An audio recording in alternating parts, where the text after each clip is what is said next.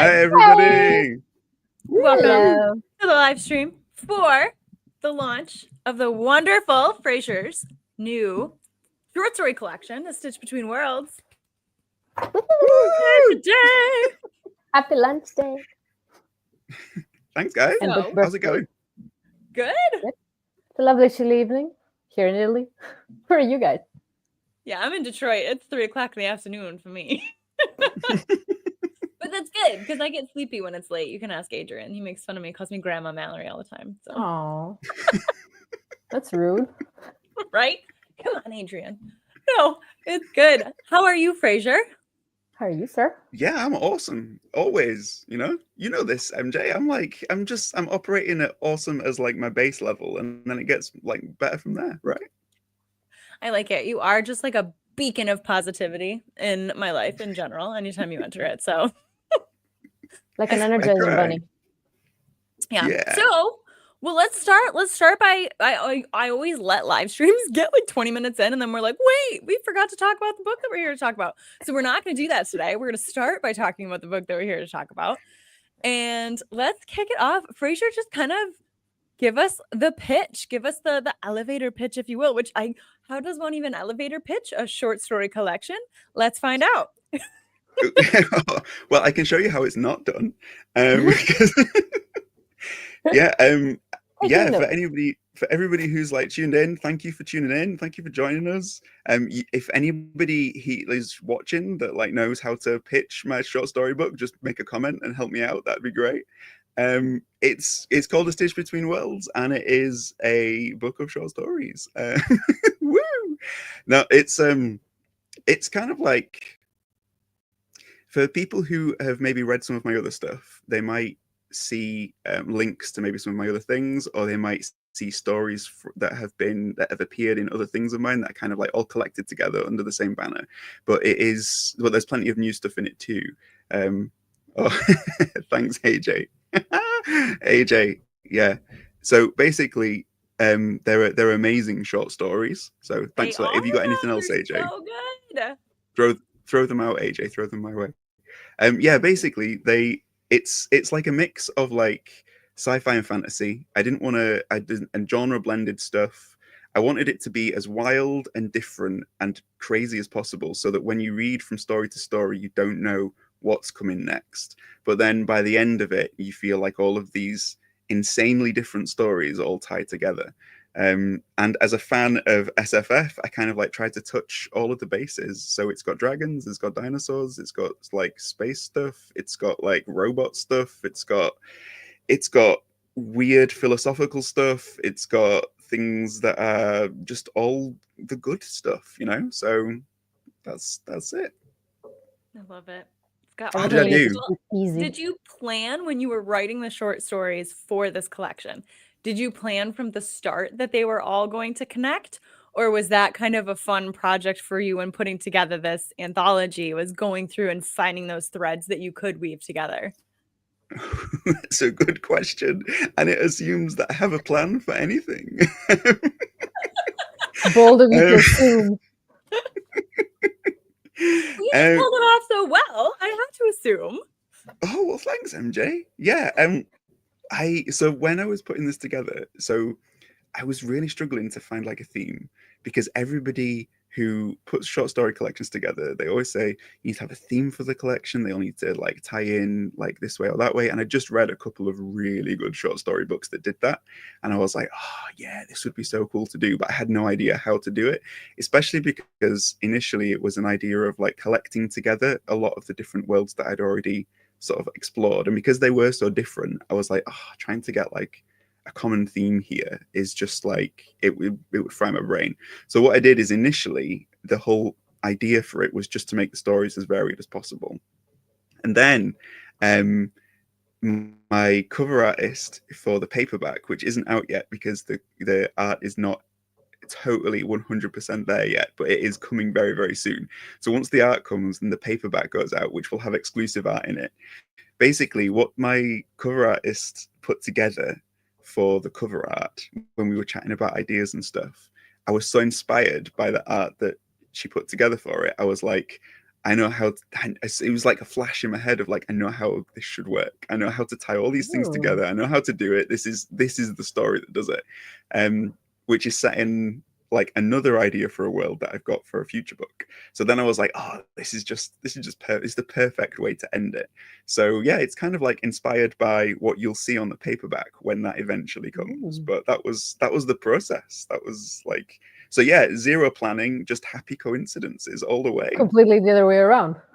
I love it. We can say it was fate or something. Then it's, it sounds more grand. Cosmic convergence. It's basically, this is how like most of my writing goes. Like people say, oh, that was so good, and I'm like, I have no idea how, it just happened that way.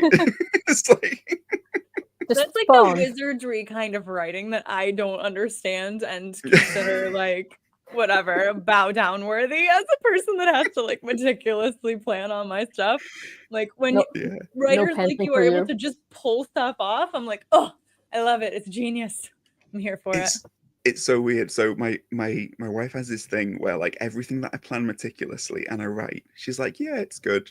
But then everything that I just bosh out, she's like, oh yeah, you should just do this. And I'm like, yeah, but it was like this just came. And she's like, yeah, that's the good stuff. So like I feel like the need to plan stuff out, but every time I do, I kind of like I go too far with it. I think I lose myself in the planning.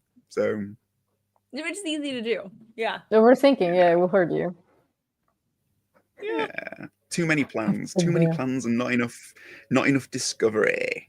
But you know what it's like, MJ. Like you'll have a plan for something, and then your characters will come out, and then what you end up with is nothing like the plan that you started with. But it makes you feel better that the plan happened. So Super always good though if you get to like do. I totally meant to do that. Of course. Yeah. Like the dominoes fell in place. It was natural. Yeah, I think as well, like sometimes like stories find you in at different times, and I think like without putting the collection together, then the story that does sort of serve as this way of making them all fit together would never have happened. So I'm it's really cool to have been sort of like to have gone and planned the collection, because I had to figure out which stories did I want to include, what did I want to write next, how did I want it to be. I was like, so without putting them all together, it never would have happened. And I think that is kind of true of like writers in general. Like when you start out with a book, whether it's a novel, whether it's a short story, whatever it is, like you've got to find the story, but you've also got to be open to let the story find you as well. It's like a two-way street, right? Yeah, for sure. Well, I do think it speaks a lot to the completeness, I'll say, of like each of the worlds that you created in each of the separate short stories, because I think that if you hadn't had such great individual vignettes, I don't think that you would have been able to pull it all together at the end. So you did, give yourself credit, my dude. It didn't just come together. You pulled it together. Yeah, absolutely. Yeah. See, this is why it's so cool to be with you guys, because it's just, you're just so nice. It's just so lovely. It's like thank you. No, but like I was thinking about like the same thing that MJ said, that each of those stories, I finished the last one yesterday, and each of those stories so well contained and so fleshed out. I was like, there's got to be more to this. That there's more, right? Please, like. Some of these need expanding. I would like, please. So, full books, perhaps? Are these full ideas? Are you teasing us with full ideas to come? That's a good question, Eleni. Thank you. No pressure for writing more. That's great. I love it. You say pressure, I say incentive. Right. Do you plan to expand on any of them, though? I mean, I know some of them, like obviously I think it's the first story in the collection, harkens back to New Yesterday, right? So some of them do connect to your already published works, but do you have any plans to expand on any of the others so far? Yeah, that's a very good question. I'll tell you what, if people like a certain story set in a certain place, then they should let me know, because then because I've basically got plans for all of these stories. Like I have got things going around in my head that could become one thing or another, or that kind of thing, because I feel like with short stories, they are an opening to bigger things. They're not just they never just exist by themselves in your head. They're always bigger than what you write. Or the best ones that I've seemed to come up with that. So yeah, if people like it, just let me know, and maybe there will be more. Who knows? Who is to say? I again will refer back to my previous statement that it's kind of you to think that I plan anything. So so yeah, but yeah, if people like something, then and they want more of it, then I will happily oblige. I'm a people pleaser, Is it kindness or hope? There we go. We heard it here. Just vote and tell Frasier which ones he needs to write more of. Well, that brings up for me too, because you've published and written long form fiction. Now you have this collection of short stories. What is how does your approach, if it does, kind of differ between writing shorts to writing long form fiction? And I've talked to some writers before, I can't remember who for the life of me right now, but who tend to test drive a new story idea by writing a short in the world or with the character first. Is that something that you do?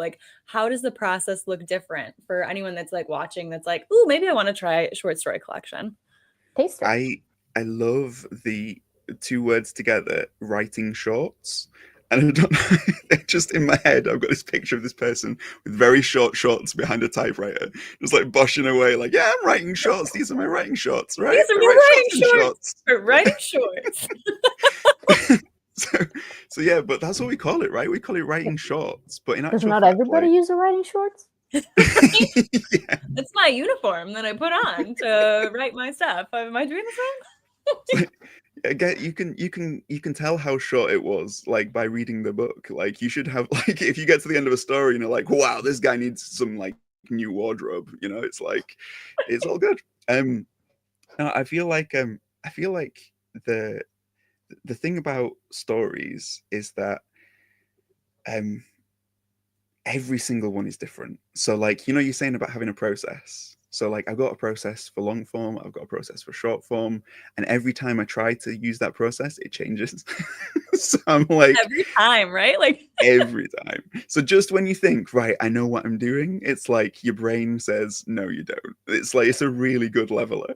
So I feel it's the same with short stories. I could give this big eloquent answer about sort of oh yeah, you've got to pay attention to the verbiage and make sure that it's really you're not wasting words and all this, but in actual fact, it's just just write the story, and whatever way it comes out, it's gonna come out. You've got very little control.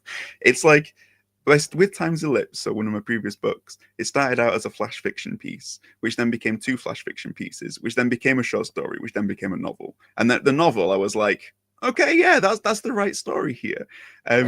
So and then for some of these things, I started out with a novel idea, and then it just came out as a short story. So there's a lot of you've got to be open that the idea that you want isn't necessarily the idea you're going to get. And if you're free to go with that, then you may end up with a short story collection, or you may end up with a fantasy series that's 10 books long, or you may end up with an audio drama script, or you may end up with all sorts of things. So yeah, just be free. I tell you what was fun though, for some of the short stories, they were experiments. So one of them was an experiment that a good friend of mine, Anna Tizard, shout out to Anna, she does the Brainstorium podcast, she's awesome, but her process is to play the Exquisite Corpse game. Do you guys know the game? No. You might know the game, but you might not know that that's what it's called. So basically, you get the socks of destiny. So adjectives, nouns, and then verb, right? So you pick out 2 from the nouns, 2 from the adjectives, and 1 from the verb, and you put them together to make a sentence. So something along the lines of, so it's like Mad Lib. So MJ, pick an adjective. Happy. Happy. Eleni, pick a noun. Dog. A happy dog. 8, right? And then Eleni, noun. No, adjective. Energetic. Energetic and MJ now. A narwhal. I see your guy. So the happy dog. Yeah, Bradbury. Oh, my days. The happy dog ate the energetic narwhal. No. Oh. Poor narwhal. This story took a tragic turn. That's a very big dog. Oh, Bradbury. Oh, don't listen, buddy. You're fine. We're a very small narwhal. But he's energetic. He reads a lot. So basically you try that, and then you come up with a story based on the sentence that you come up with, and some of them come out extremely random, right? So wait, which of the stories was done on that method? Oh, let me hang on. Let me get my thing. Was it the dinosaurs? I feel like it was the dinosaurs. I know. See, the dinosaurs one. I was gonna be my guess too, Eleni. I started reading. No, which of the stories was it? No, the story was, let me tell you what the prompt was and see if you can tell me what the story was. Hang on, let me get the thing. It's I want to get it right. I don't want to get it wrong. It was, I'll just pull up the titles. The whole thing, yeah. Look at this. It's like so no dead space, no dead air. It's so professional. It's all good. Okay. It's alive. Okay. The helpless flute manicured the crumbling guitarist. Oh, okay. Yep. I know which one it was. Yep. Okay. It was actually one of my favorites. So Anna, the same actually, yeah. So Anna on her brainstorming podcast not just like plays this game to get these ideas going, but also then talks about how to sort of like open your subconscious up to your process. So it was basically like she did this thing of like 1,000 words, 20 minutes, don't think, just write. So that was one of the things that came out of her game, and I was like, I could probably write a story about that. So just sat down, wrote for 20 minutes, sent it to her, and she was like, this is great. Can I read it on the podcast? I was like, yeah, sure. So then that story is kind of like stuck. But that was an experiment for that one. For the story with the dragon in it, Dragon Piercer, that was a friend, Kath Brannigan. Again, shout out to Kath if you're listening. So Kath is a friend who I met on social media, and we were talking about how like ice cream like carries certain like moods with it, like as you taste it. So like if you're tasting like a certain type of like flavor of ice cream, it will give you a certain type of like feeling. And we were saying like we should write according like the type of books that we want, but do it according to ice cream. So like if you want like a bittersweet, then you get like a salted caramel, right? And that kind of thing. So we basically came up with an ice cream flavor. We both sat down, we both wrote stories based on what the ice cream tasted like, and then compared the notes, and they both came out with like pretty much the same beats, and we were like, it works, it's amazing. So but that became like an ice cream story, and then I was like, oh my god, that's so fun. Cool. Like what? Yeah, an ice cream story. It looks like an incident. Yeah, if we all had access to the same ice cream right now, we could do it. What was the flavor of ice cream that inspired that story? Right, leave us hanging. So right, hang on. It sounds nice. I read in the acknowledgements, right. But I was also so confused because that's not the kind of idea that I would get from the ice cream that you wrote. I was like, how does that bring dragons? And it's fine. Okay. Bring dragons whenever we can. 1 scoop chocolate, 1 scoop vanilla, 1 scoop honeycomb, topped with cherries. Interesting. Eat that as you read it, and see if it like brings it to life. Here we go. Oh, man after my own heart, encouraging me to eat ice cream while I read. Yes, please. Oh yes. What horrible, terrible advice to follow, really. So, however will we do that? Actually, with Dragon Piercer, I remember when you started writing it, or when you wrote it the first time, and you were saying, can anyone read this? Because I'm I'm looking for feedback for gothic story. Does this look gothic enough? And I was like, hello, your friendly gothic expert here. I'm happy to chime in. You sent it to me. I was like, yep, gothic enough. Go. Checks the box. We're good. It was just so and then I completely forgot about it because my memory is a sieve. So of course, poof. And then I was reading through the anthology. I was like, wait a minute, I know the story. I've seen this before. Hello, old friend. Hi. Hello, gothic little friend. Yeah, it's like, I think like the whole thing of it is that there's no right or wrong method for putting together a story. If you're a writer, you know that's the case. You know, you've got obviously like you've got your techniques and you've got your craft, and all of that is great to have that. And you should work on that and you should try and improve that. But just be open to like trying stuff. Because that's what this a lot of these stories were. They were just experiments of trying to begin like to be a writer like properly. Like, okay, I'm going to begin by exploring like the artistic side of me, or I'm going to begin by like trying to like map something out or write a story in a setting I've already got, or maybe try like, you know, write a script for the first time. It's like, so a lot of these were just like restarts for me, and kind of like finding the right way to start, which is kind of nice to have like a book which kind of charts all of the ways I tried to write. Because it's just a nice little reminder of like, yeah, you came up with all these stories doing different things, so don't feel bad if you like, if a story isn't coming the right way. It's all good, it'll come, just find the way. It's like a time capsule. Yeah. Like a journey as a writer. And I feel like that's a great thing to have for, like, I haven't written anything or published anything, as you might know. But so I feel like if I wanted to start from somewhere and try and train myself in writing, because the first thing you write will always be not so great. So like challenging yourself with short stories is a way to go, like small baby steps. And as you said, it's a way to track your writing and where you came from with each story and how you wrote it.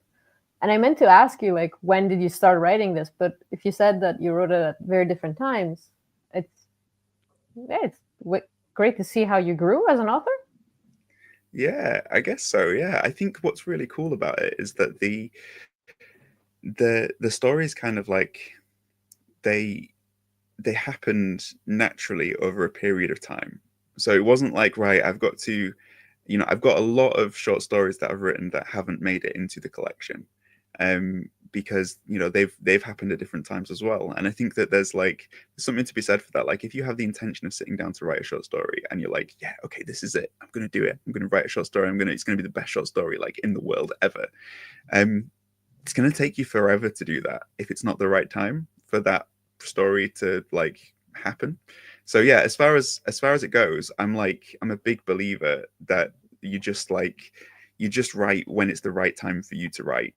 Like, you know, whatever it is, if now's the time, great, go for it. If it's not the time, then just wait until it is. And that's what a lot of these stories like. So like the Postcards from Another World, the script that's in there, that was a story idea that I had for years, like literally years. And I planned it as a novel, I planned it as like all these different types of things, and it was all, but it just wouldn't come out right.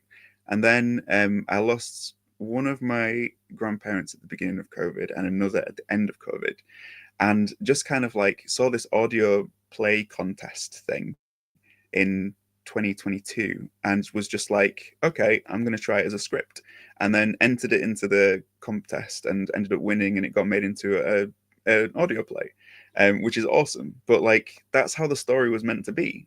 And you just have to find, like, you can't force that.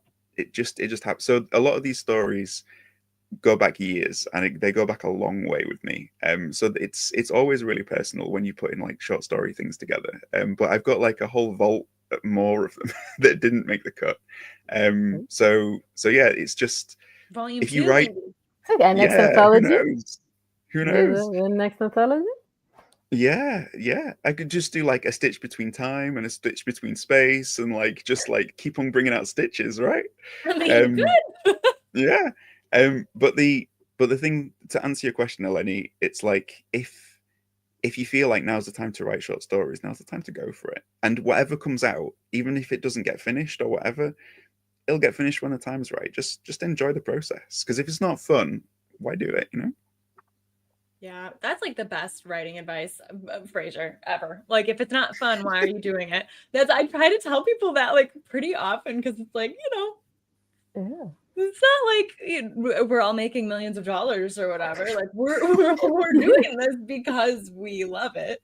So if you're not loving it, I mean, not that you have to absolutely love the writing process every single day that you sit down and la la la. Like, there's gonna be hard parts too, but like, if you're not absolutely enjoying the journey as a whole, maybe why are you pulling teeth?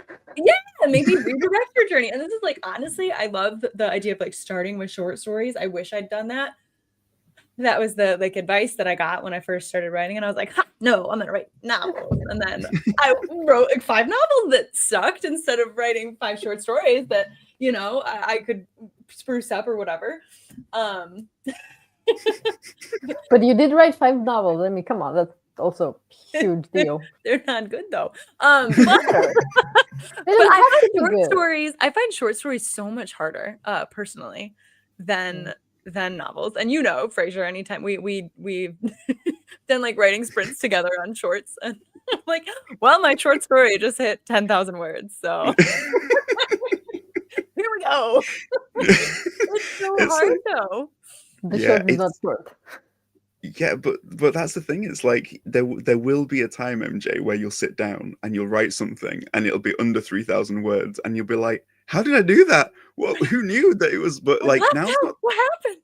But right now, it's like your imagination's so full. It's just like, give me more. I need more. So that's what's happening. It's like, go. It's like the scene from Pirates. Did everyone see that? Because I will not be doing it again. Yeah. If I ever managed to pull off flash fiction. I feel like that's the thing, though, isn't it? It's like you know what your strengths are, and for me, like I've written lots of bad novels that will never see the light of day, but I haven't like had like ideas that go across like a duology that then I've written and published. You know, I haven't had ideas that will like feed into like lore. You know, it's like that's a whole other strength. You know, a lot of my ideas are like little standalone novels that are just like bish bash bosh. But like for you, I love it. Oh yeah.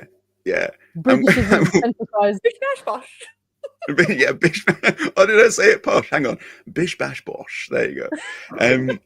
So yeah, but it's like I've no doubt that at some point I'll try it and that will happen. But you've got your own strengths, right? And like your books are amazing. So yeah, writing 5 novels to get to those books, like those books are awesome. So I would happily take 5 novels to have Among Thieves and Thick as Thieves on my shelf. It's like, oh well, thank you. But we're talking about Stitch Worlds today. Talking about you corralling us back. So British, trying to move attention off himself. I know. The attention supposed to be on him. No, attention for Frasier today. I said bish bash bosh. I've tried to shift the attention. I've been self-deprecating. I don't know what more I can do. I mean, I'm speaking in a thick northern accent. I mean, what more could a British guy? And you're pale as the wall. Exactly. You're using all of the tools in your arsenal. Well, we have a question in the chat actually, from AJ. We want to take put it up on the screen. So how many fictional worlds have you?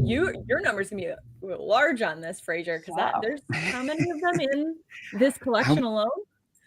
So there's like 10 different worlds in this collection. If you're talking 10 different worlds, no biggie. No big deal. Yeah. If you're talking like, it depends what you mean by created, right? Because like if you think about like how many different worlds have I imagined, then it's like literally thousands. It's like a different world every day. But it's like if it's how many worlds have I put on paper or how many worlds have I published? Because like if it's published, then it's probably like still like 10. But if it's how many have I put on paper and how many like books have I started in different worlds or stories have I started in different worlds, I'm gonna say it's more like probably more in the 40 to 50 range, something like that. Yeah, nice. That would be where I would start counting it too. Is like you've put it on paper. Yeah, you've conceptualized it enough to the point that you're like actually going to start playing with it. That would be where I would consider. If we're talking like world you created, if we're talking like how many books have I outlined in different worlds, then we're talking. I think my last count was like somewhere near 70. So that's my which which is kind of like, I mean, a lot of those outlines will never happen. They're just like, let's just play around with this idea until it dies. But for the 2 or 3 good ones, you know, it's like, it's all good. I don't just like kill my darlings, I kill all of them. I'm like Raise them all. Yeah, I'm like a serial killer of darlings. darlings. Yeah.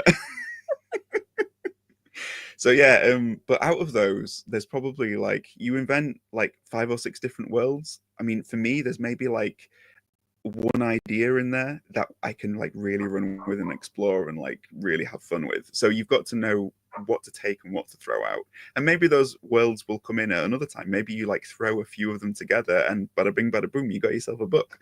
But it's like, in terms of just me personally, I'm just like, ideas coming off the walls just all the time. I won't get through a conversation without thinking of a story idea. It's ridiculous. It's an illness. Someone please help me.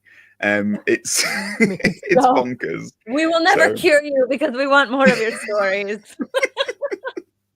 I think it was Anthony Ryan. He says that he has an unstoppable idea factory in his mind. And like, personally, I'm basically like, that sounds like the opposite of a problem when you're an author. You have things. I'm here thinking I enjoy the act of writing, but I have no stories. And then there are people like, I have too many ideas. Like, yeah, and zero discipline and zero planning to bring them to fruition. So that's it's the if you were to combine, so like me and Eleni, like we'd be the most productive writing team in the world, right? If I do have functioning people and you make an almost whole functioning person, and somehow it works. I love it. You guys are onto something here. I really think so. Yeah. You should join in, MJ, with your planning, Eleni's like ability to just put words down and my ideas. This is what it should be. Like, we'll come up with something now. Writing a project is what I'm hearing. I love it. We already have the happy dog eating the energetic narwhal. It's like, it writes itself. I mean, all we need is that to happen like on a planet in space, and you got yourself a sci-fi book. It's like, yeah. I love it. Well, I want to talk about genre a little bit too, though, because we've brought up a little bit some of the stories are very sci-fi. You got robots, some of them are quite fantasy. You've got, you know, your dragons and stuff. I love the ones that blend both, and the fact that the collection blends both, because I always think there's some overlap. And this is a really fun question because it doesn't have an answer, which is why I like to ask it to like every SFF person that I know, which is like, for you, if you're explaining to someone who doesn't read SFF what the difference between science fiction and fantasy is, like, what's the difference? Where's the line for you personally? It all depends on the mode of transport. So it's like, so for me, like, it's sci-fi if it's on a spaceship, and it's fantasy if it's on a dragon. That is basically the only difference. It's all like, about transportation, baby. All about transportation. It's all about the wheels, right? So I think the thing about sci-fi and fantasy is that it is less about the genre and more about the people, right? It's like every great sci-fi or fantasy book that I've written has helped me to see things about myself or about the world or about somebody else.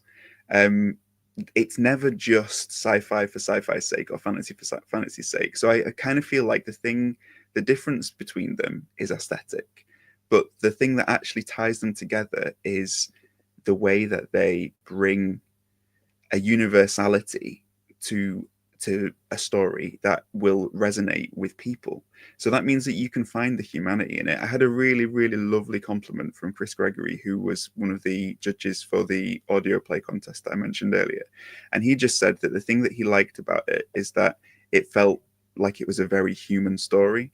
And it was one of the nicest things you could say about a sci-fi or a fantasy writer's book, you know, because if there's humanity that is at the core of that story, it's going to reach people no matter what it is. So I kind of feel like all of the trappings are just there for genre's sake, but actually the reason why it's such a hard question to answer is because they both do the same thing, which is they create an entire world that is separate from ours, which allows you to explore ours in a different kind of way. Yes. Oh my gosh, what a poetic answer. I do love that though, because that's what I've always, when people ask why I write fantasy and sci-fi and stuff, that is kind of related. Like I always say, it's because, you know, it allows you to explore ideas and concepts and different things in a way that the audience is going to be more open to, kind of being open-minded about. Sorry, my cat is being like just a little attention monger right now. Then if you set the story in like Chicago or something, right? Like, you know what I mean? It just kind of opens things up a little bit when you're doing second world sci-fi or fantasy. So I love that answer. It's the best part about literature is why we all read it, after all, because we need a safe way to go through emotions, ideas, and stuff, like the whole idea of catharsis, the whole idea, like the whole why fiction started as a safe way to experience those things. So I think the more you feel whenever you write, I imagine, and when you read, is like they say, write what you know, but I would go further and say write what you feel, because that way you have something more genuine, and you can always tell as a reader even when you're going through it. So yeah, and I feel like the smooth. Oh, was that a segue, Eleni? That was that. How professional was that? That was amazing. You see that? Blink and you'll miss it.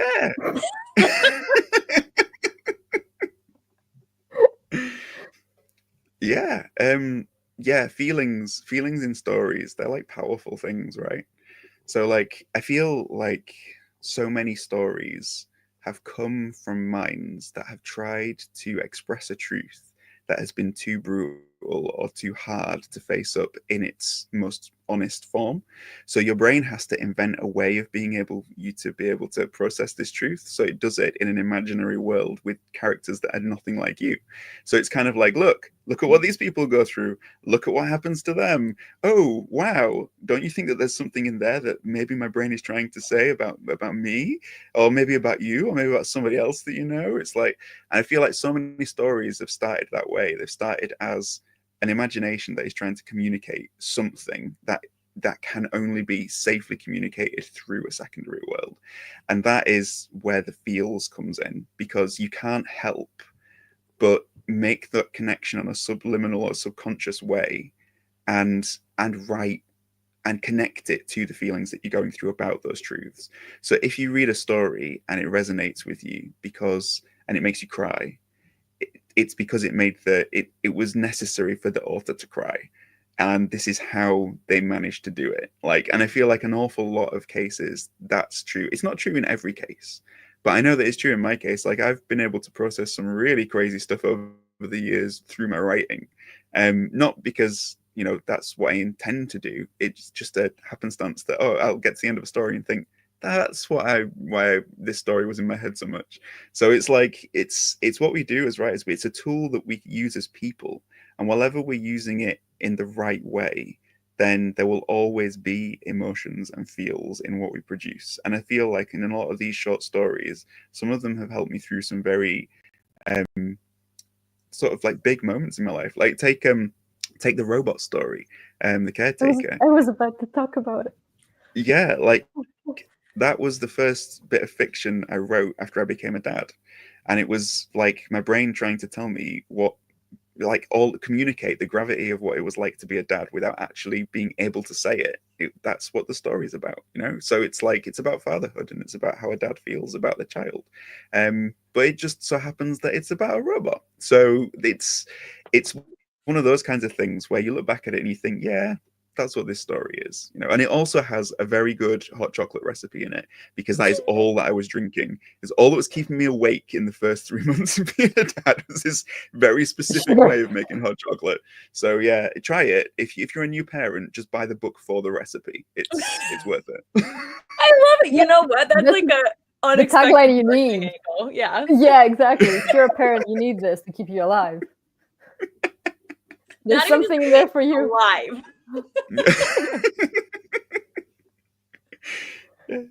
Yeah, but that's it basically. Yeah, cool.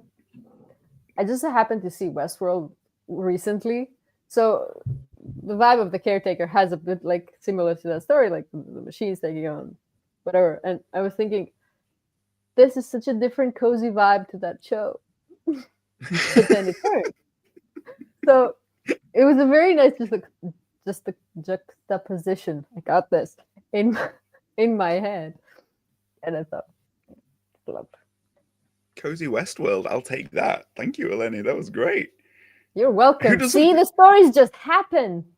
Who doesn't want a cozy Westworld? That's way better than what I just said. Yeah, thank you. Cozy Westworld with the world's best hot chocolate recipe. Yes. Needed to keep you alive if you're a parent. Aggressively like the vibe for the current season. So there you go. Yeah. No, I do feel though like that there's, I mean, do you feel like this as well? Because I mean, you as a reader, Eleni, and you as a writer, MJ, like the stories that you connect with differently at different times in your life, right? The ones that you write, the ones that you read. Like if you go back and read the same thing, or you go back and read what you've written at a different time, does it land different? Oh yeah. That's one of my favorite things about rereading a book, especially if I reread it like years later, or like a major life event later or something. It is like, because I've always kind of conceptualized like the act of reading is, and the act of sharing the story from the writer's side.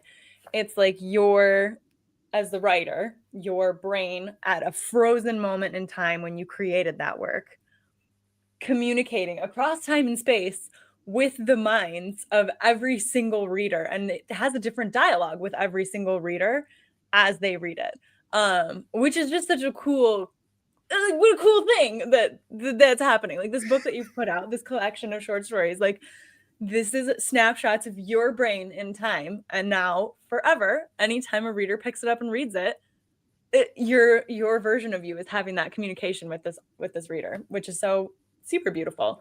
But yeah, I've definitely had times where I read a book and I'm like, oh my God, like this time it made me cry and it never made me cry before. Or, you know, last time I read it, I really related with this character. And now I'm like not vibing with that character at all. And I see myself so much in this character that I really didn't like last time. And maybe that says something about me. I don't know, you know.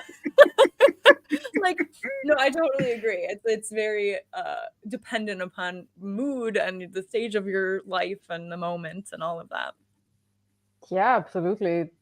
I do the same thing. I reread my favorite books every now and again. There's a very few that I read yearly, or try to, but just because I want to see the difference of how you relate with a character, and that's the skill of a writer shows through this. Like, even if you connect to a different thing each time, you still connect to the story. And with a short story anthology like yours, like it broaches so many topics and the genres, and they have that connection at the end where you go, oh, very cool. But in the moment, you're like, oh, I can take something different from this and from this and from this. And I think I read the first half or the first 3 stories of this anthology earlier this summer. And one of them has a very hectic moments. And I was myself in a very hectic moment. So I was actually getting stressed again, like after the whole day that I was going through things. And then I sat down and was like, okay, I'm going to read. And I was getting stressed again because of the story. I was like, maybe not right now. Right. Maybe captured later. The mood too well, actually. Yeah. Like, maybe later. And then I went back and I was like, I'm very much at a better place right now. I'm appreciating this better. Nice. If people have to wait until they're not stressed to get through this book, then that's a very bad sign. I'm like, hey, are you stressed? Do you know what not to read? Maybe try another one of the stories in there. Read the Cozy Westworld one, you know? Yeah, exactly. Take them around. There's something for everybody. Or the cool crime one. Which one? There's many. It's fine. You can pick I was like, wait, which one? Which one of the many crime ones? There's many. Hear No Evil was really like a very, very cool concept, by the way. Thanks. I wish we could like talk in detail about some of these. I know that I was like, as I was prepping for this, I was like, how do I talk about these without spoiling everything? Yeah, exactly. I sat down. I'm like, okay, I'm gonna try a question for each story, and then I thought, wait, that's not doable. Well, Also, they work so well. everyone's had like, you know, the best part of today to read it. So, you know, it's like it was Yeah, come on, guys. What are you gonna do? We're slacking. Read faster.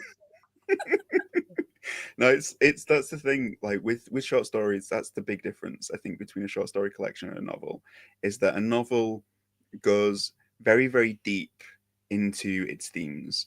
And the thing with short stories is that I think the reason why so many people feel it's important to have a theme is because it adds a layer of depth.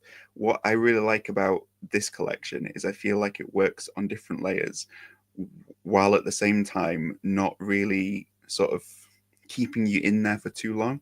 So you're not like committing to like, okay, this is an anthology all about grief, or this is an anthology all about loss, or this is an anthology all about like, you know, murder, or like cannibals, or like whatever it is. Like how we have grief and loss and then murder. So like the one that caused the problem perhaps for the other totally readers. I think if you're a cannibal who's grieving, I mean, you know, this is that would make a fantastic very targeted anthology just for you.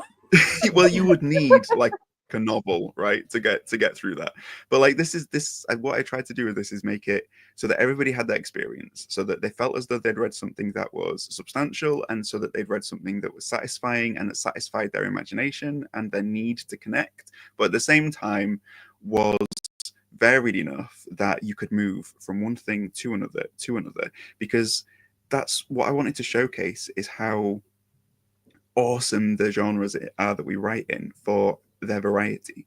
Because I've read so many amazing short story collections from people who've had an entire lifetime to put these collections together, and they are so varied that, you know, you're reading them and you're like, oh man, this person just got it, you know, but it's taken them a lifetime to do that.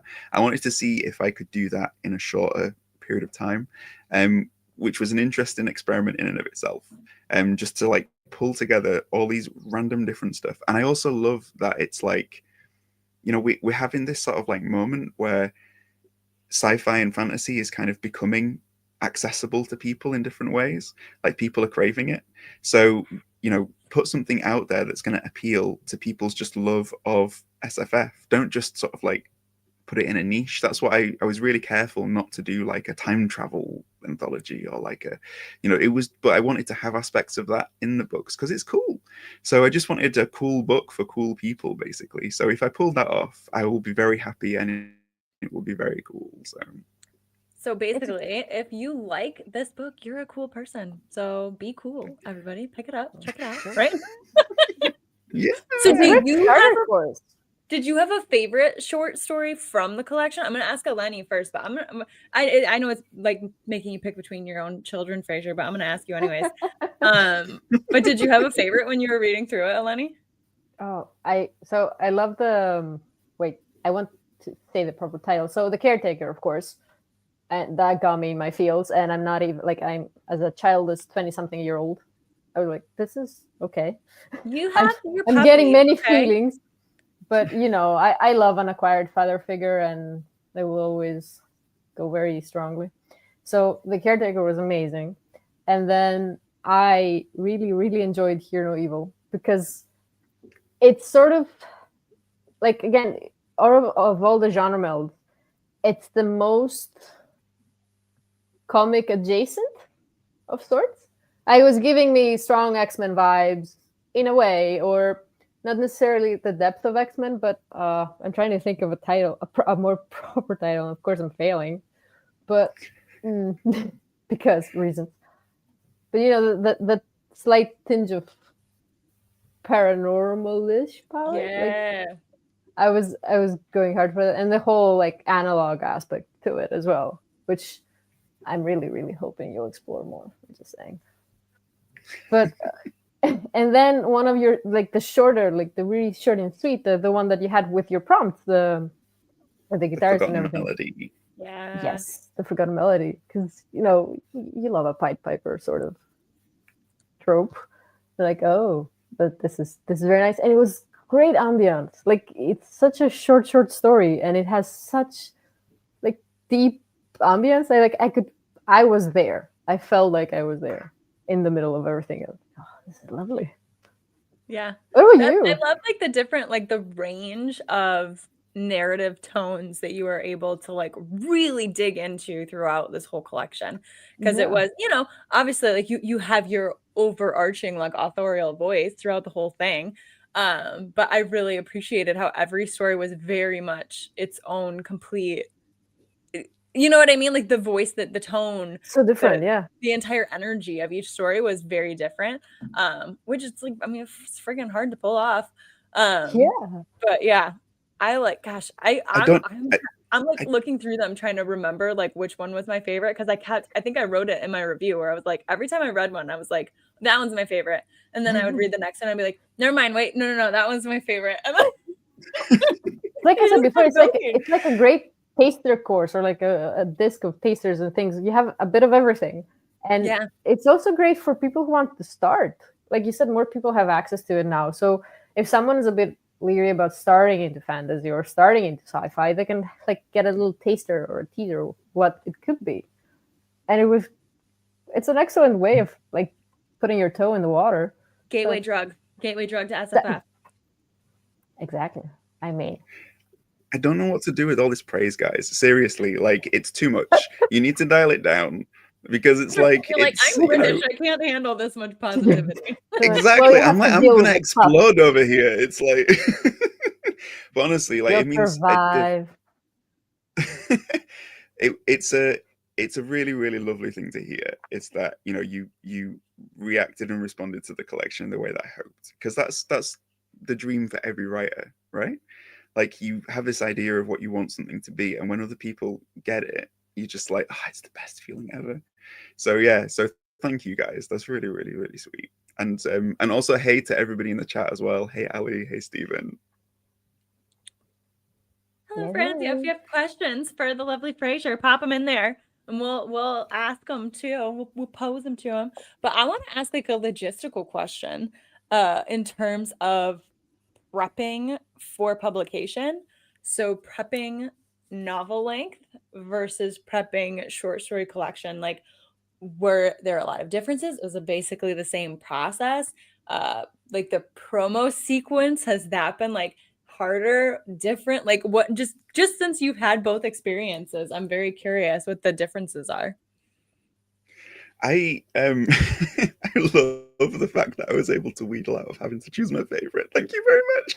The line has worked. I let you out of it. Well, you if too kind. You're inclined to tell us your favorite. No, of course not. But like, I just love that you let me do it. It's thank you, MJ. That's so too nice. kind of you. If you notice, I also wheedled out of picking a favorite. She's a pro interviewer. Hey guys, you're making me look bad. Oh, clear favorite. Because you picked loads, Eleni, so it's like, it's great. It's like, we got it. Asking me to pick one of things is also very doesn't work. We'll have at least 3 or 5. Good. In terms of the logistics of preparing, this is one of the things that about being an indie author, which is the joys and the wonderful sort of, you know, like, you know, when the kids are going around the chocolate factory in Willy Wonka, and Willy Wonka knows how everything works. Yeah, he's like, that's like what it's like being an indie author.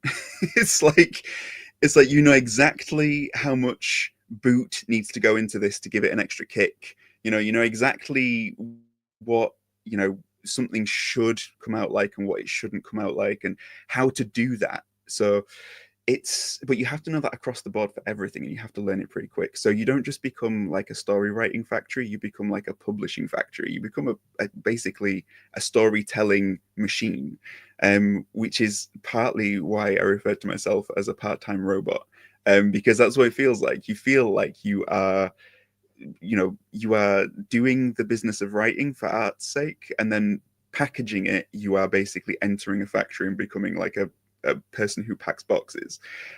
So formatting for a novel is fun because it's all in chapter form and it's all broken down into these shorter things. Formatting for a short story collection is fun because they are longer. So you don't have as many that you're pulling together, but it means that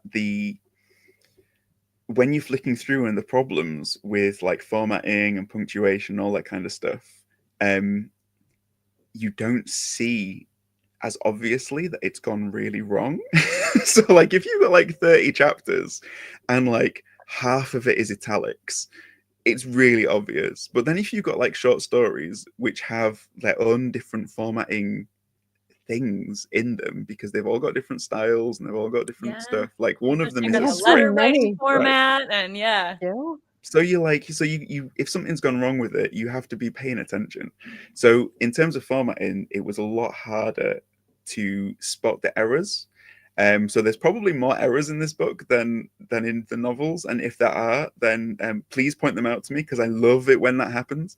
But no, in terms of the actual process, it is very much like doing the same thing. You're just packing a different type of box. It's very familiar, but indie authors know what that's like because it's all part of the course, right?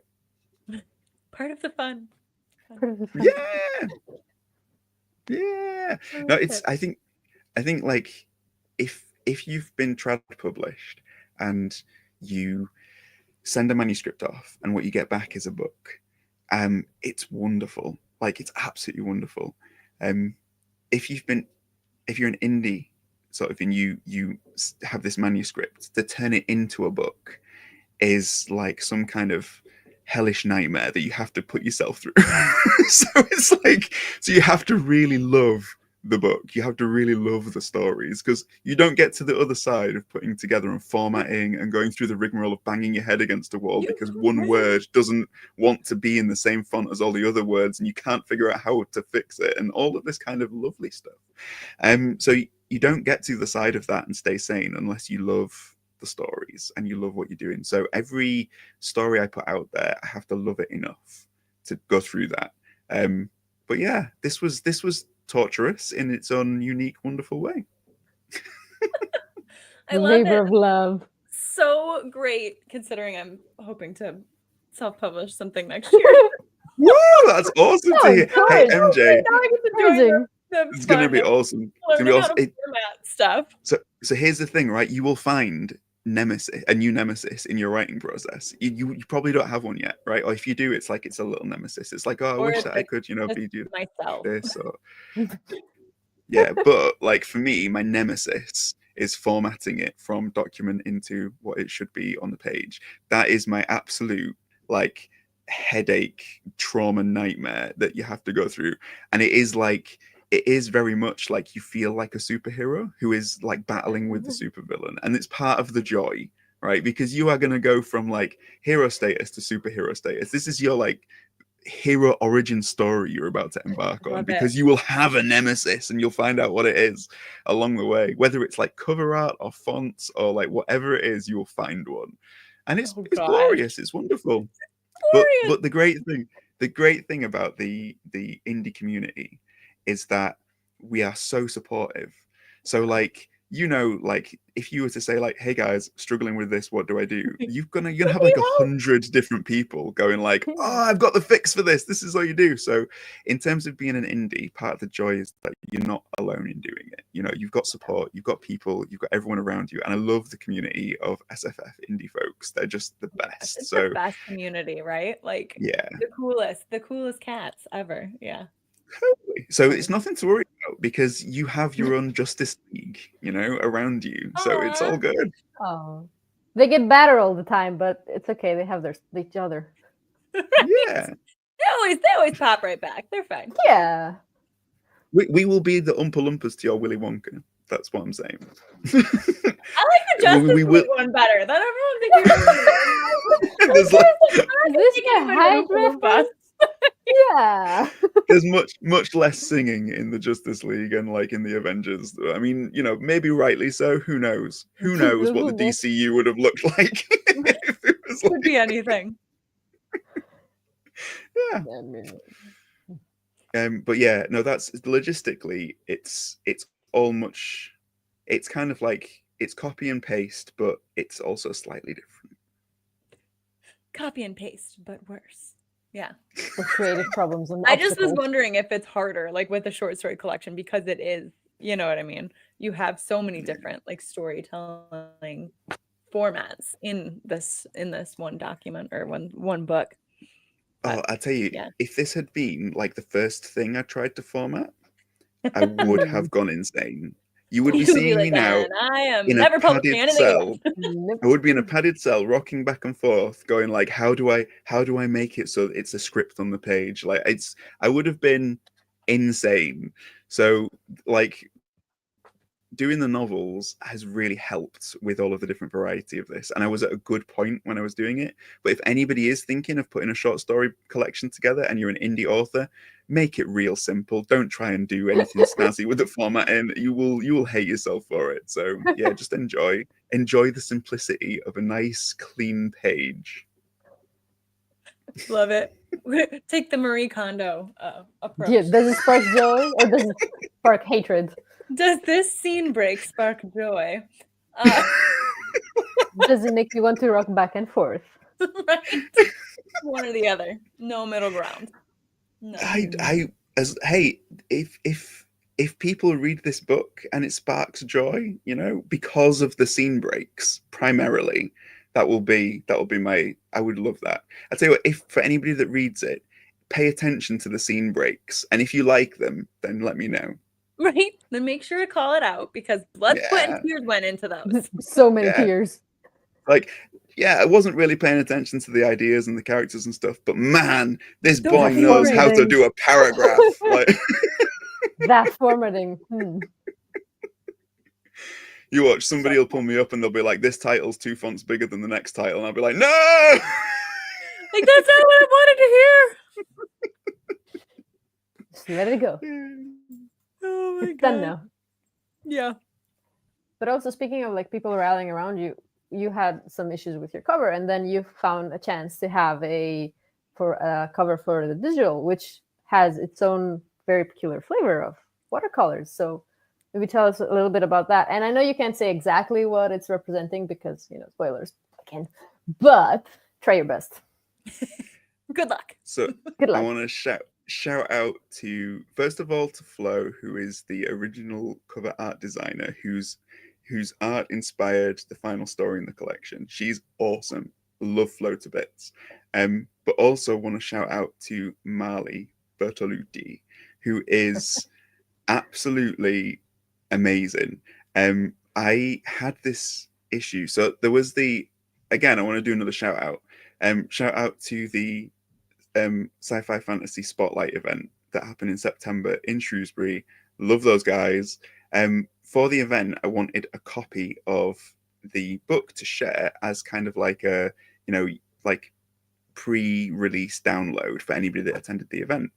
So I had these little sort of like business card ideas to sort of get them printed so I could put them in like a welcome pack or something. And I didn't have a cover to go on the business card. I didn't have a cover to go with the collection. And like 3 days before the event or something daft like that, it wasn't more than a week. It can't have been more than a week.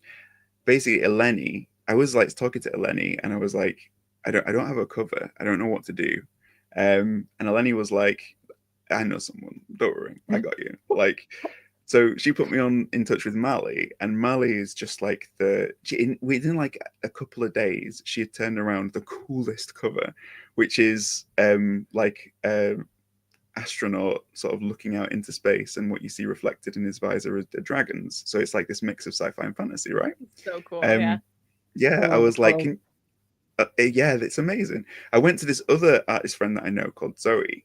She produced a similar like drawing for me, a similar bit of art that's beautiful. The colors and the vibes were just beautiful.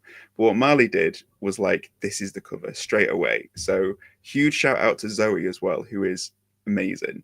But yeah, Marley just like smashed it out of the park. So I was like, this is the one. Managed to get it printed, managed to get it done. And then Adrian, we all love Adrian, right? We all know Adrian M. Gibson, like the mushroom king of sci-fi. This blonde dude somewhere in, I don't know, South America. Like I've heard this name. I don't know. This guy who should not mushrooms. He should not be using the word grandma and Mallory together. That's his only downside. Like, stop that, Adrian. Stop it now.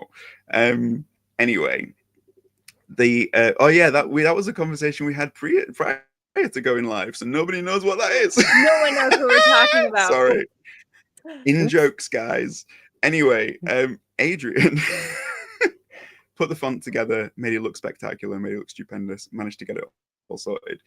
But Marley's artwork basically captured like a mood and just exactly what I hoped for from the collection, with it's kind of like the perfect blend of both. And it's intriguing, and it's kind of like got depths and layers, but it's also just really super cool. So I'm like, totally in love with Marley's artwork, and I'm so happy to have connected to her. So thank you, Eleni. Not a time. It's just I enjoy the texture, because I knew from what you had told me about the stories and everything, and I knew like the way that she draws, and she's a very artsy person. So I thought she would bring a good layer to it, and it would work very well, hopefully. And then you were so in love with it. I was like, whew, okay, everything went well. That was a great recommendation. Anytime, guys. Of course, I know people.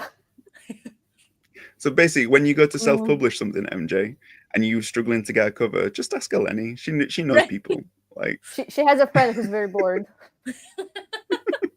Bored and talented. It's a good combination, honestly. So. That is a very good combination. Yeah. I love it. Oh, one thing again, like, and more shout outs to people. One thing that is happening at the minute is friend Emily Inkpen, who is the creator of the Dex Legacy. She is experimenting with some like audio recording, and she was kind enough to send me a sample of the first chapter of Rememory. So if you were to go onto my website and you were to go to FrasierArmitage.com, look on books, and then look at Stitch Between Worlds, you will get underneath all of the gumph there, you'll get a little recording sample chapter that you get to have a look at. And if you like that, let me know, because I would love to be able to have something in my arsenal to try and convince Emily to do the rest of it. So, but that's very cool. But yeah, again, just Rememory. No pressure. Yeah, it's very cool. So but again, like seeing different artists and different types of things around your own work. So seeing like what an artist does with a prompt, or seeing what a narrator does with your words, it's gotta feel it kind nice. of brings it to life a little bit for you as well. So yeah, it's really cool. Well, you deserve the good feelings and all the fuzzies. Yeah, we all deserve the fuzzies, right? We don't need some more fuzzies. Of course. Everyone needs the fuzzies, but you work hard in this, and it shows. Fuzzies for everyone. I'll have to check that out though, because Rememory, if I do actually have to like vote for one of my favorites, Rememory was one of my favorite ones in the collection. I really liked that one. So I have to go check that out post live here. I love the trope, like memories being used as currency. Every time I have found it, I was like, ooh. Yeah. It was very it's nice. such a cool narrative, like, yes, I don't know, twist. It doesn't get old, and it's always like, I don't know. You like found the stakes are way to play immediately with up. it too. Yeah. Everything goes like the stakes are immediately different, and it changes so much to the story. It works. Well, it and works it well. adds that kind of like, I don't know, existential crisis element to any work, right? Because it does. It really like highlights the fact that like without our memories, like what are we? Who are we? Yeah. Which is not something you really think about all that often until you have to, or until you're confronted with it in fiction. So I always love running across something like that. So I always love getting an existential crisis. If you cannot get your own, store-bought is fine.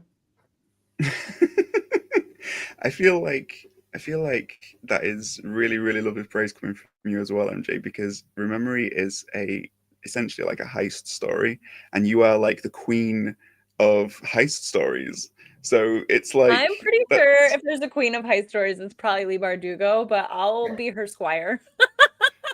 No, she right-hand woman. There we go. She would be like your steed, and you would be the queen atop her. It's like perfect. You heard it here first, guys. yeah. Lee, if you're listening in, then thank you for your service.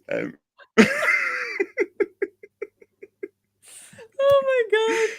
Eleni. Oh my god. Some choice words in there. It only took us like an hour and 10 for it to go off the rails. We have been guys. very well behaved. We have been very well behaved. Good little children. Yeah. Taps on the shoulder. We have been very well behaved.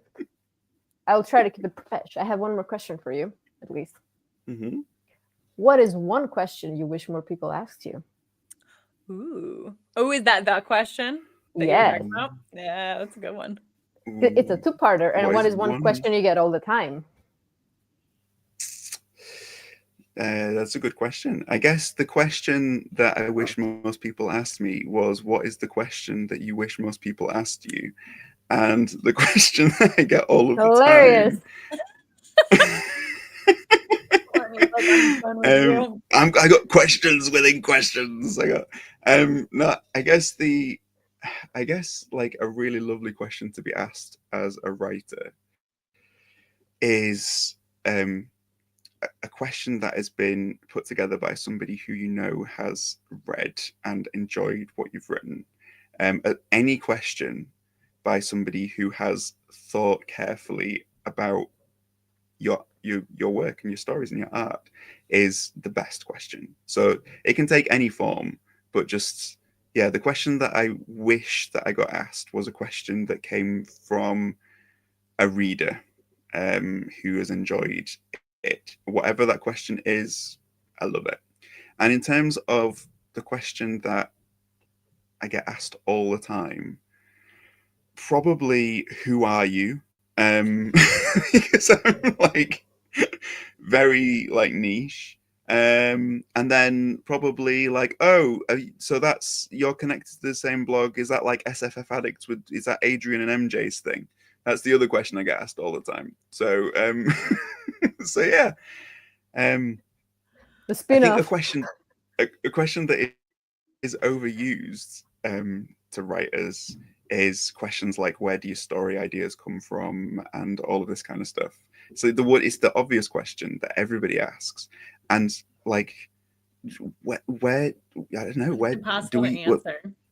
Are we ever gonna understand our imaginations? Like, where does it come? Story ideas come from? Oh, this old noggin.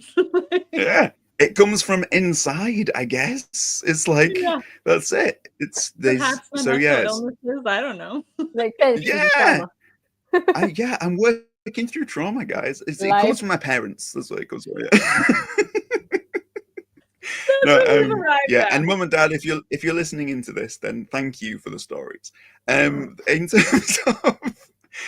terms of the just in terms of what I think that's a question that's asked by people who don't understand the business of how a story goes from that translation period of your imagination onto the page, and then from the page into their imagination.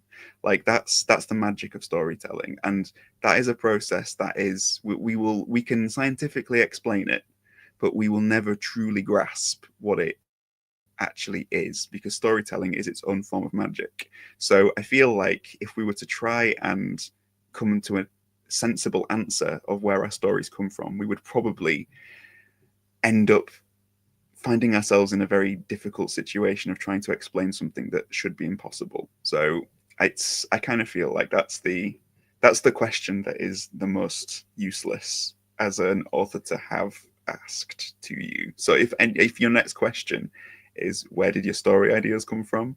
I apologize, but I was gonna ask that, but no, I don't know. But basically, if you want to ask a writer a really good question, just read their stuff first. Yeah, I like it. Make it a targeted question.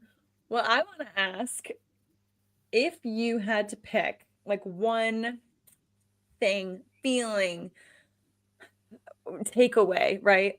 One, you only get one.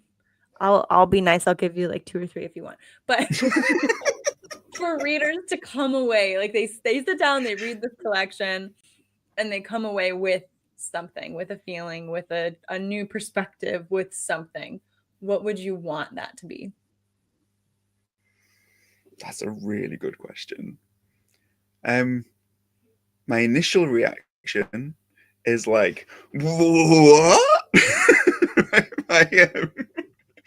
But that's I think probably after not reading gonna that be it. final story, you'll get that a lot, actually. Like, what I would really like is an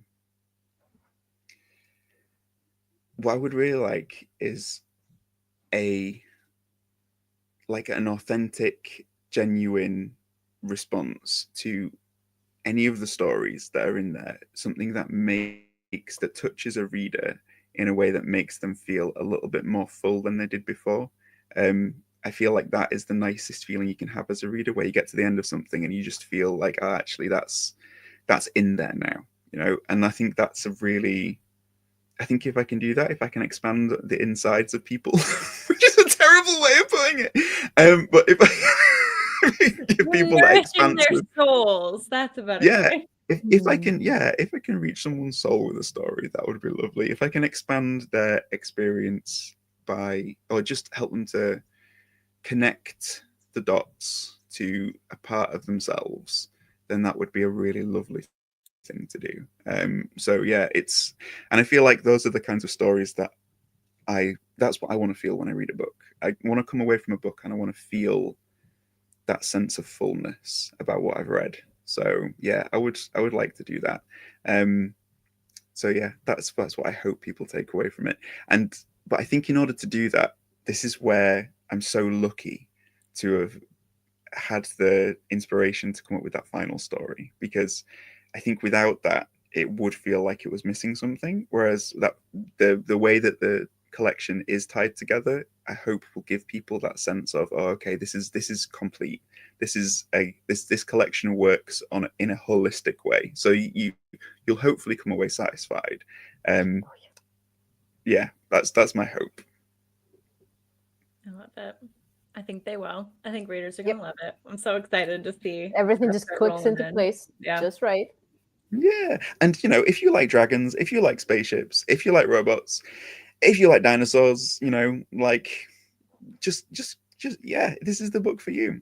Like, yeah, I like baddie crime fiction with memory jumps and time skip type situations and all kinds of cool stuff. I mean, like, really, there's something for like every SFF reader in this collection.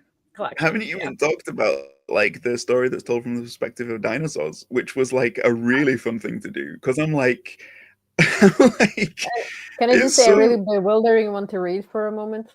Like, especially going after the ones that come before it, you're like, you need a second, and then you're like, oh, okay, I'm a dinosaur now. Okay, all right, let's go for it. I get the Disney dinosaur movie PTSD. I structured it in such a way that I was like, I want people to have an idea that they think that they know where this collection's going, and then I want to completely like make them feel like, what is going on? And I feel like that when from the feedback I've had, it kind of like hopefully managed to play off. But that was such a fun thing to write. You think you understand what's happening? Yeah, I was like, okay, I get what we're doing here, and then I was like, vibe. Okay. I think if you make it to story number 4, you'll enjoy it. But like the people who are going to give up are going to be people give up on story number 3, right? They're going to get to it and they're going to be like, okay, this guy's insane. I don't need to think about what a Stegosaurus would do in this situation, and I'm going to put the book down. But then if that sounds like cool, if you've got, like, every cool writer is insane. So that's true. Yeah. The vibe. But yeah, that was a fun one to do. That was a very fun, because like, yeah, who doesn't imagine what it's like to be a dinosaur? If you haven't ever done that before, you've missed a really, really good thought experiment. And it's like, just try it now. Critical childhood core moment. Yeah.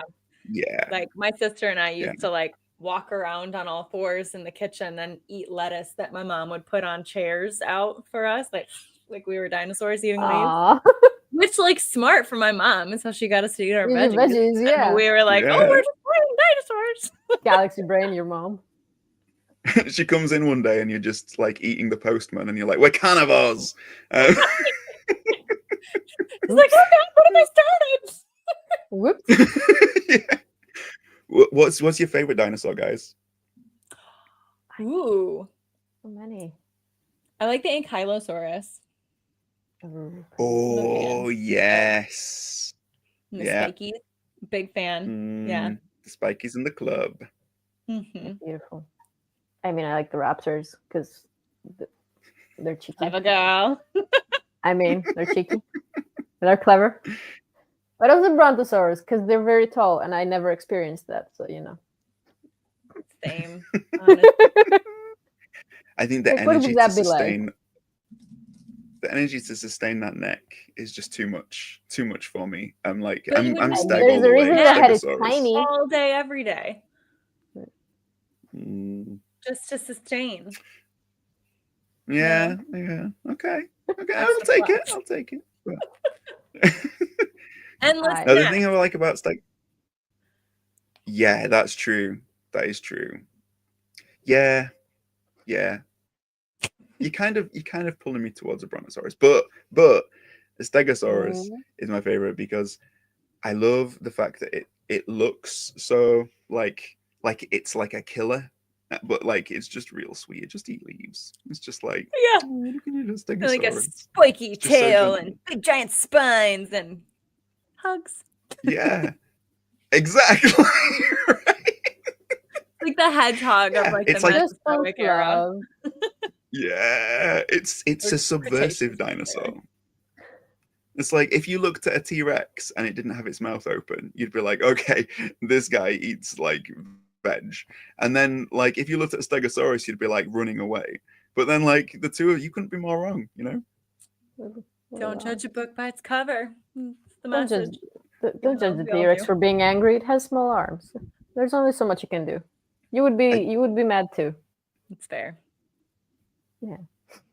I love this. I don't even know. You know what? This is how off the rails we've gone. I literally don't even know what that's in response to. Yeah, I was gonna say MJ's famous here. But Stephen, don't pretend like you didn't know I'm weird. This is a known fact for you, or it should be. Tell me something. Yeah, I there's don't nothing know. revelatory about like the yeah. Come on, Stephen. We've spent the critical mass I of think time speaking to each other that you should know this. Do you think that he'd like Stephen sort of like typed that out when he joined and then has just been waiting to hit return? I feel like maybe those are some of Right? Essentially, she's gonna say something batshit. Yeah. Let's go. Time. Now is the time. We're on to you, Ariane. We're on to you. Yeah. You Oh, don't we have do another have a question. question Also, in the hi- chat from Also, hi to everybody in Zozaku. the chat. Everyone who's hi, Lindsay. Okay. Oh, hang on, it disappeared. Oh no. So, Frasier, what are some underrated reads that have inspired you and that you think more people should read? Oh, that's a good Ooh. question. I'm obviously going to start by saying Among Thieves and Thick as Thieves because everybody should read them. But Yeah, I heard the author who wrote? sucks a little bit, but the books are pretty good. So Do you remember who wrote them? She's a little MJ? Do you weird, remember but we who love her. yeah, I don't know. I've heard bad things though. Now, however problematic that author is, you know, you just want to keep, you just want to keep reading. Just gonna get me canceled. I didn't even do anything.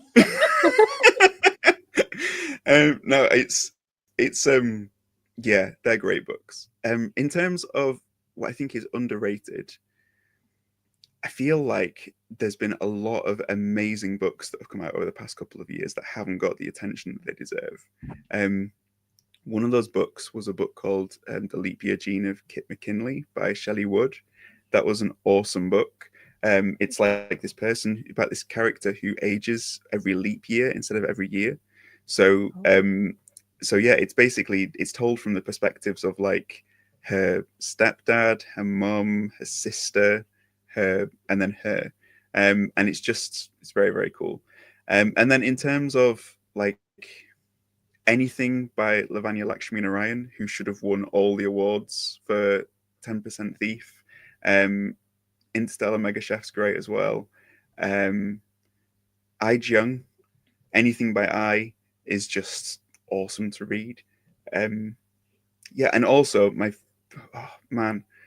Ninth Life by Stark Holborn this year was one of like my top 5 reads of all time. Absolutely, it's the third in the Factor series. It is just, but it's standalone, so you don't need to have read the others if you just pick that book up. Oh, okay. I thought it was the third, so I was like, oh no, I cannot read the plot because I can't see the. I got a jump scare for a moment because he talked about it a lot, and I was like, oh, I want to see what it is, and it said third in the series. Oh no, wait, spoilers. Like, okay, close out. Yeah, it's standalone. It is amazing, amazing book. It's told in such a way that is just so beautiful and so poetic. And then also like anything by Pung Shepherd, Mike Chen, authors like that. I just love them. I love them so much. So yeah, anything like that. Those are the books that kind of inspire me. Yeah. I always aim if I think like whenever I throw an idea to my wife and I say, what do you think about this for a story? She always measures it against like how Pung Shepherd it is. And I kind of feel like that I'm subconsciously trying to do the same with my writing because I just love Pung's books so much. So yeah, so that's basically, those are the people who inspire me. But you forgot to mention one very important person, Keanu. And Keanu Reeves. Oh my days, Eleni, thank you so much. Okay. Now imagine Keanu watching this live. How embarrassing. Exactly. I knew you wouldn't forgive yourself if you forgot. Keanu, I have to just talk to you now. So like, forget everybody else is here. Like you are like, seriously, Keanu Reeves is in the acknowledgements of all of my books because I've watched his movies for so much of my life that he's basically like 90% of my imagination is Keanu Reeves looking into the middle distance and going, whoa. Like, I feel like that's where every story idea starts. Okay. So Keanu, thank you for the woes.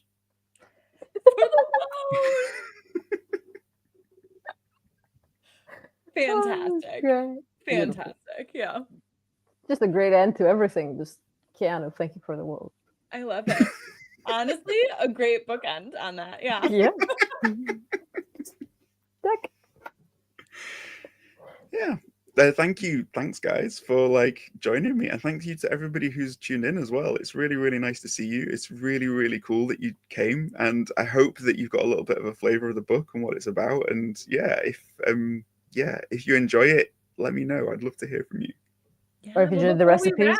Frasier, tell us where we can find you online, where they can pick up that book, where they can pick up your other wonderful works. Give us all the deets. Exactly. So so Stitch Between Worlds, available in digital form through Amazon from today. My other books are available. If you just click on me, then you'll see all my other books there. But basically that's it.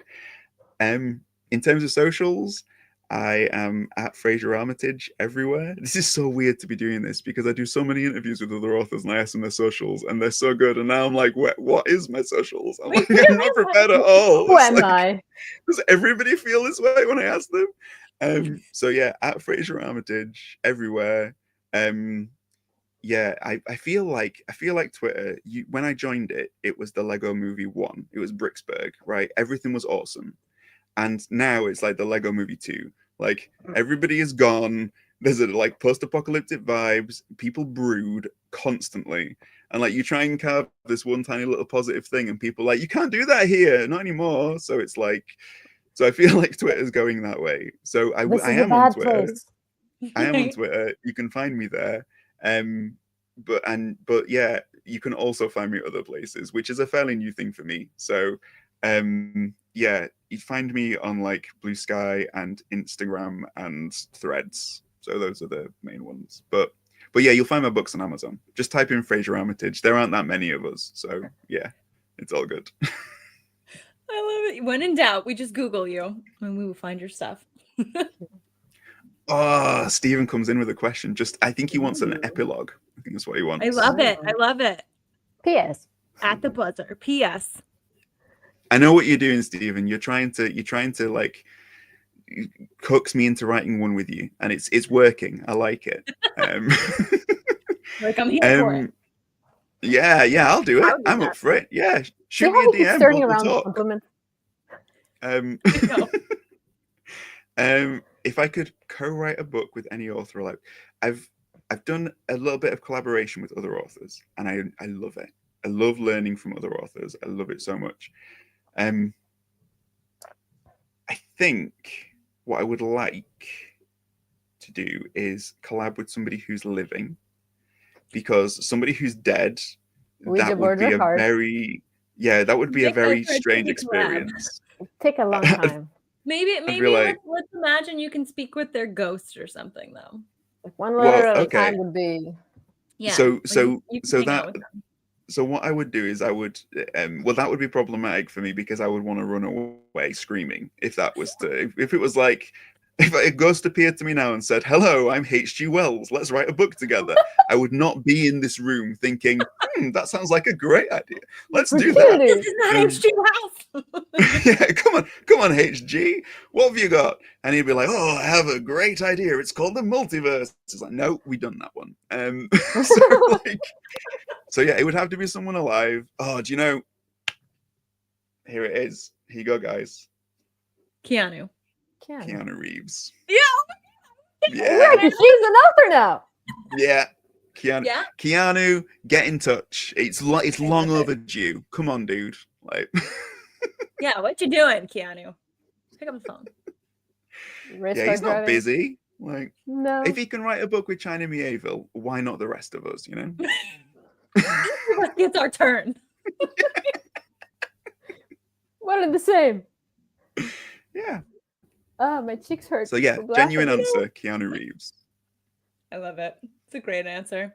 We come back again to Thanks for the Woes. Exactly. Yes, thanks for the woes. Yeah, I should have put that on the cover, right? Yeah. Next edition. And you know what? That your question earlier about for the woes. What do you want people to sort of like react to? If people got in touch and they just went, "Frasier, thanks for the woes," like if they said "whoa," like in the Keanu way at any point through the book, oh my days, that would just be the best. I love it. Beautiful. I don't really want to be known as like the bringer of woes, though. That really only sounds like a compliment written out. Yeah, exactly. Yeah. Pronunciation. Yeah. But thank you, MJ. Thank you, Eleni, for joining me. Thank you, everybody, for joining along as well. Really appreciate you guys. And thank you. And happy thank birthday. you for inviting us to come hang out. And everybody, go get your copy. Go get it. Check it out. You're gonna love it. It's so good. It's so bewildering. And thank him for the woes. Exactly. Bye. Bye.